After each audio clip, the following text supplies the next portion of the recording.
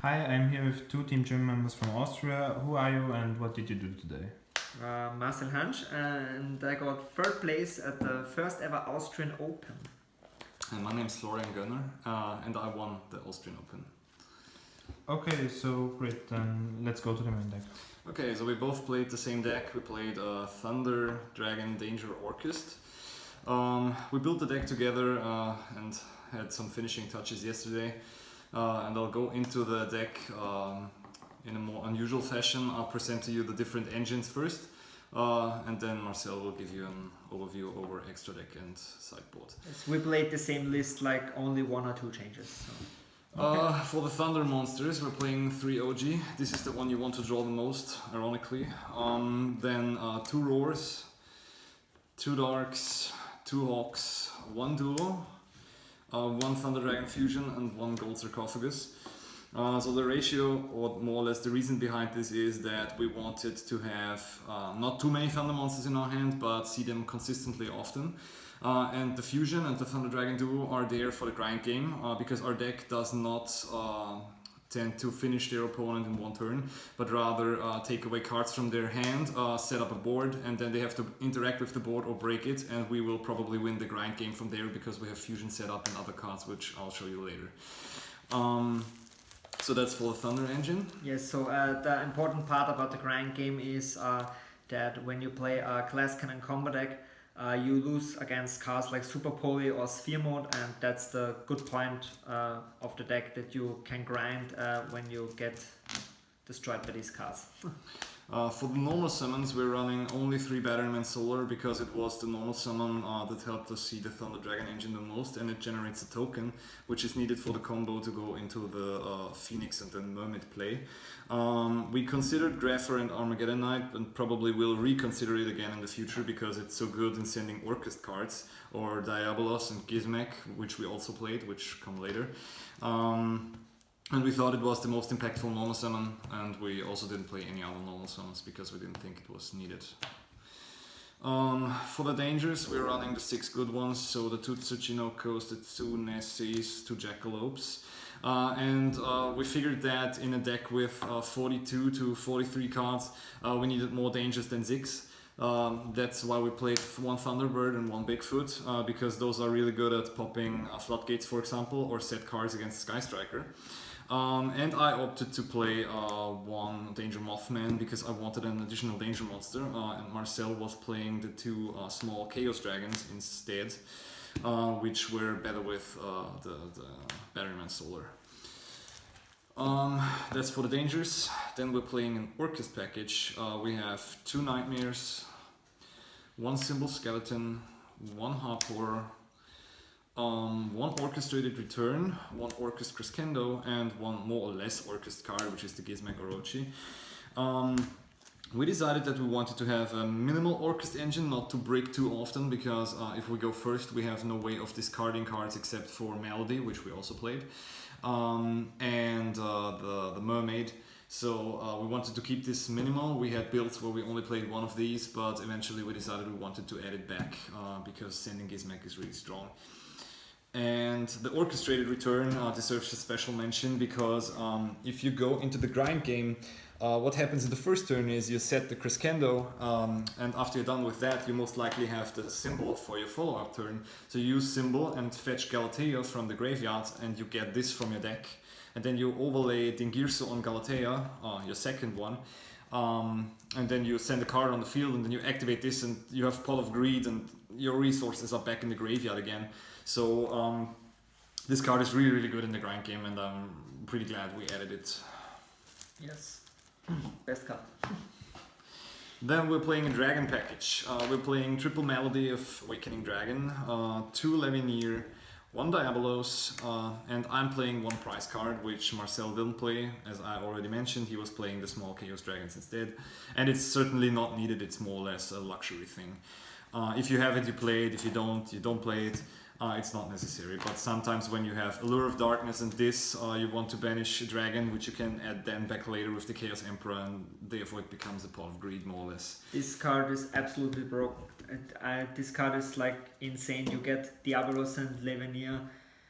It's like you rip out 2 hand cards, and Levenier is, as always in all these Danger Thunder decks, the best card in the deck. And so it's like really insane. The price card is really good because you can make the play with Allure of Darkness, that you search these 2, banish a Levenier with Allure, then you can add it back with the price card. That's really good. As Florian said, I played Viper Burst and Collapse Serpent instead of these 2 cards. It was okay. The Viper Burster, I started once with Batteryman Viper Burster. This is like insane, but I think the Baby Dragons are good for grinding, good for link climbing, and yeah, they're really okay.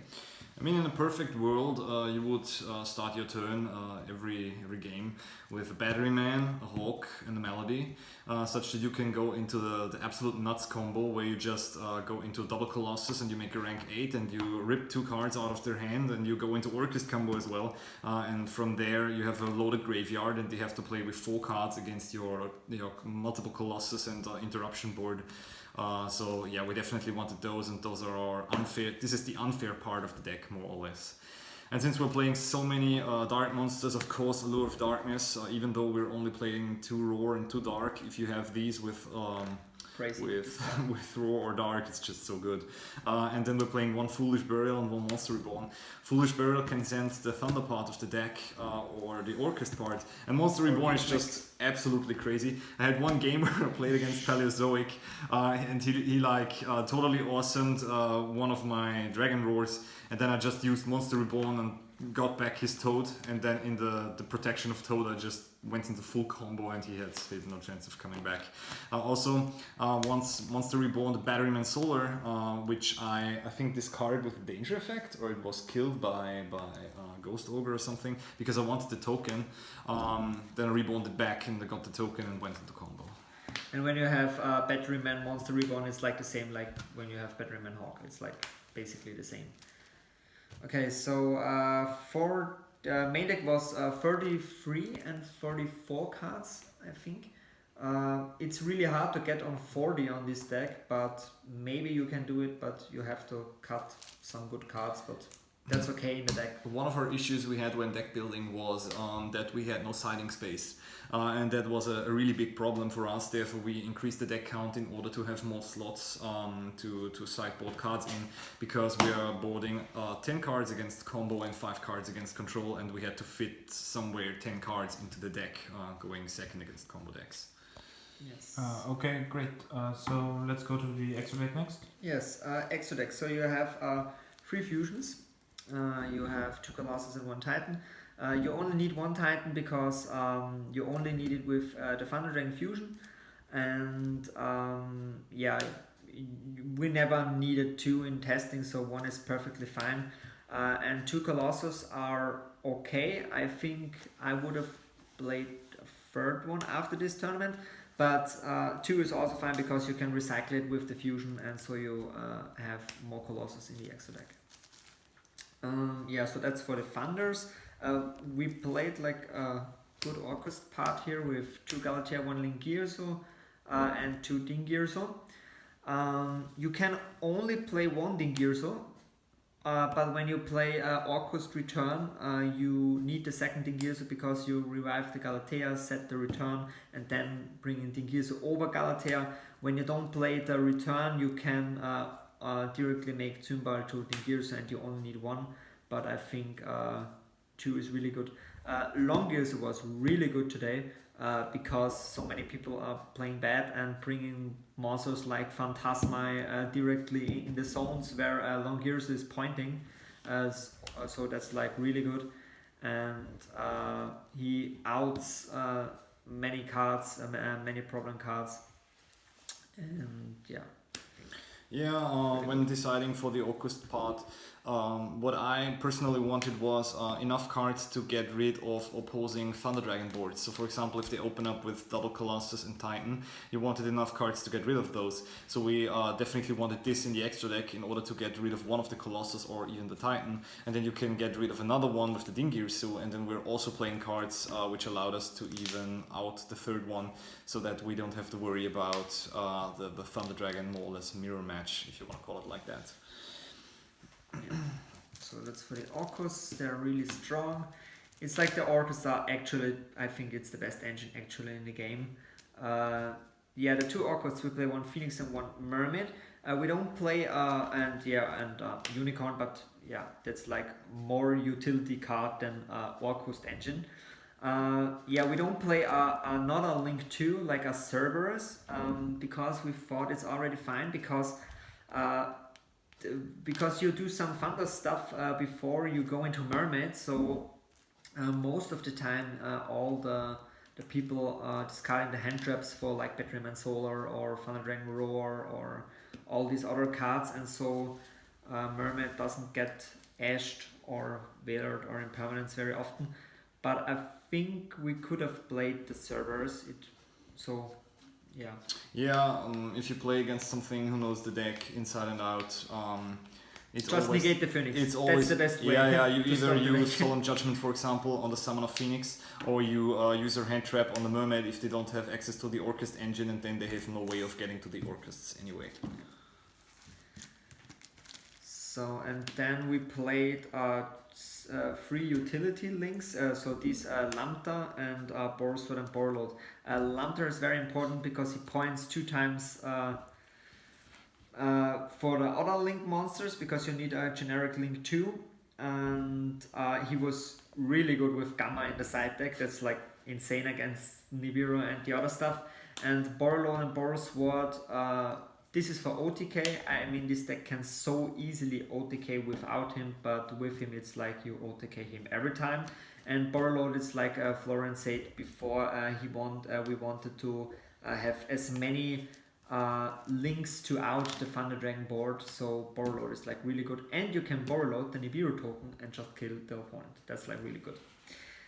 Yes, and then to I think the most spice of the deck is the Photon Lord rank 8. That's the only rank 8 we played because he basically says he can negate a monster effect. That's like you build your board and nobody discards a smashing Nibiru on some Colossus or anything, and then you overlay 2 rank 8s into Photon Lord and they can't Nibiru you anymore. And he has a very cool second effect. We don't use it in our deck, but it's really cool. The second effect is in your opponent's turn, you can add a Galaxy card or a Photon card from your deck to your hand. Yes, so you can add Galaxy Cyclone. That's like really good, but yeah, sadly we don't have space for Galaxy Cyclone. Yeah. So that's for the extra deck. And then side deck. The side deck was like really good. I have the feeling when you draw a side card in this deck, it's like you win. So it's like really, really good against. So we have a side deck like Florian said before, 10 cards for combo, 5 cards for control. Because so many cards for combo, because our greatest afraid is that we can't play the game. And against a combo mirror, you can't play the game because they combo you and you lose. So we need more cards against combo. Against control, you can play like every time the game. Floodgates are a problem, so there's 3 Twin Twister and 2 Red Reboot. Yes, Striker is free with the deck, and with 3 Twin Twister is like more free. Problem matchups are Altergeist and True Draco, and Subterra with all the traps and the floodgates. But when you have a start hand where you can play and draw one of these 5 cards, you win the duel. Yeah, also one thing we had to consider was if you wanted to play out to inspect the border, because this deck absolutely dies to inspect the border, also with the side deck provided. We decided against it because we thought that you have to play against True Draco, you have to go second, and they have to draw the border, and you don't get to play the game because your hand is absolute shit. So yeah, we decided not to play outs against border. And focused on these cards instead. So the probability to lose to border is like really small. Sadly, it happened to me today. That was the one match loss I have because I lose game 3 border to Draco. But yeah, that happens. And so yeah, 10 cards against combo. So we have 3 Nibiru. Yeah, that's like I think it's the insanest card in the game right now against like Thunder Dragon or all the I see bad combo decks who can play around Nibiru. This is like insane. Then the Gamma, this was like really good versus Nibiru with the Lambda, and like you do Gold Sark on Roar or Allure on Roar, they ash you Gamma him and go into Nightmare combo, so that's like insane. And it's going second, good against all combo decks, and it's also good against like Orcust or against Salamandra. So Gamma is very flexible. And the last card is Freelancer. It's the best card versus Orcust. Orcust is, in my opinion, one of the best decks of the format, and also the going second Orcust decks. And against these, the Lancia is really broken because you only have to stop them that they don't kill you, and then you have Lancia, they don't kill you, and then you killed him. So. Yeah, so the theory was that we wanted to play cards in our sideboard which fulfill two roles. We wanted to have cards where we can stop our opponent when going second, and we also wanted cards in the sideboard which let us survive the onslaught if we go first or will be decided to go first. And which we could safely side in. So we're siding these 6 cards always against the going second Orcust, for example, because the deck grinds so well that your only goal is to somehow survive to your next turn. You want the fusion in the graveyard, you want your Gizmek and so on, such that you can play, and you will kill them anyways. And most people are siding in the Nibiru when they let you go first. So you're also siding the Nibiru, and if they Nibiru you have your own Nibiru, and then you're starting a Nibiru war. Eventually they can't kill you if you have this in your hand. So these are the only cards which can be sided in going first and going second, and always fulfill the role of stopping your opponent from killing you, essentially. Yeah, so one of the main goals of the deck was that we found a way to get over Nibiru, because when they Nibiru you are basically dead. So, and these are the two ways. So the Photon Lord, because as I already said, nobody expect the rank 8 right now. When all people know this card, then it's bad. But this is really good. This is one way. One way is with Lambda and Gamma. That's the absolute blowout. And the deck can also push through Nibiru. So we had like games where we bring him and build up the board, and they impermanence him and Nibiru you, and you do after that. You can do things like keep Thunder Dragon Fusion in hand, can after that make Thunder Dragon Fusion, or when they Nibiru you before the end board, you can already go into Orcust combo or some other crazy stuff. So you can also push through Nibiru as a really good amount of times.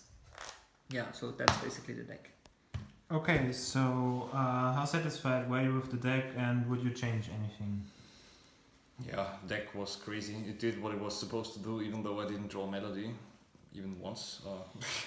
Sometimes it just doesn't show up.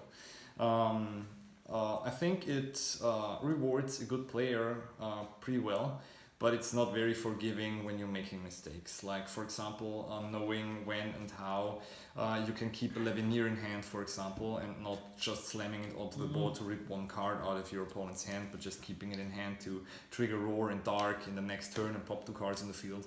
You have to have a good amount of risk assessment in order to utilize the card correctly. And same goes, of course, for the other parts of the deck. But honestly, I think it was pretty good. Some fine-tuning should be done to the extra deck. For example, the Boral Sword didn't quite perform. We thought we needed a card where we could just outright kill our opponent without having to think too much, more or less. But I didn't even summon it once, and I think you also didn't summon it, no, right? Not today. Yeah, so we will probably swap that out for the Cerberus, as already mentioned, or some other utility link. Yeah, and we will also possibly consider playing Armageddon Knight or the Greffer in order to get more consistent access to the Orcust package. Because the problem is that, as I've already mentioned, if they use the hand trap correctly on the Mermaid and you have no other way of getting into the Orcust engine, you're pretty much screwed because you're playing with just Thunder Dragons and it's not the best part of the engine. But that's also really good. So we had a good amount of games where they don't hand trap the Thunder Dragon part and they only hand trap the Orcust part, then you still end with multiple Colossus and Fusion setup, and some decks are still dying against this. So like against Striker today I played 2 games only with Thunder Dragon because they every time negate the Orcust part, but okay, I can play with Thunder Dragon against Striker, that's also very good. So the deck, yeah, as you said, it did what it should do against all the other matchups. Yeah. Sounds great. So do you have any shoutouts before we wrap up the deck profile? Yes, obviously shout out to Team G.Y.M, our new team since 1 month, I guess. The whole team worked at the deck. Special shout out to Kevin Züger, who made also really much work on the deck, but also to all the other guys who all worked on the deck. And yeah, my special shout out goes to my family and to all my friends from Austria. Yeah, I also wanted to give a shout out to the people from our local store in Linz. Shout outs to Mr. Borload. And also shout outs to my girlfriend, of course. Hi Stella, if you're seeing this, I love you. And shout out to Patrick Berger, to Canton, because he sponsored me all the cards, and yeah, thank you. Okay, great.